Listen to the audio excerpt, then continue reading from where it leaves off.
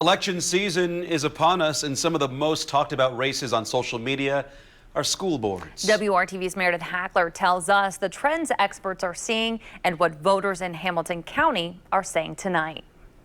Signs for school board candidates can be seen all over Hamilton County, including right here at local polling locations. Experts that we talked to say that these races are becoming more competitive than ever before. So we talked to voters about why school board races are important to them. Being a father, school is the foundation of any good community, so it's important that the people in position are making the right decisions for our kids. I think it's really important for parents of children who are in the school system to have a voice and make sure that our voices are heard. Since the pandemic, school boards have been receiving much more attention than they ever have before.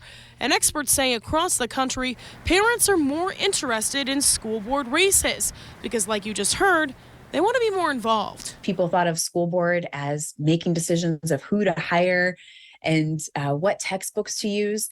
We recognize the power that school boards have in a community, and I think you see a number of candidates that are interested in being a part of that decision-making process, which is why these are more competitive races. School board candidates in Indiana run on nonpartisan tickets, but parents and even parents who used to have kids that go to certain schools have some very strong feelings about certain topics. And I think that everybody forgets they're actually our children and we should have a voice, and we should actually have the most influence, I would say, not even just a voice, but we should be able to dictate what's in our school system and what's being taught to our children. But I think wokeness is just bending over and accepting everything that's given and saying this has to be the right way without looking at what I would consider some of the more critical principles of who we are as a country. And Laura Wilson, who studies campaigns and elections, says when things become more partisan at the national level, it trickles down to local elections. However, she says more options on the ballot isn't always a bad thing. Voters are given a choice.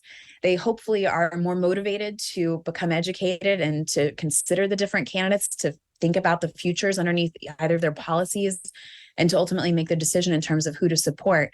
Working for you, Meredith Hackler, WRTV.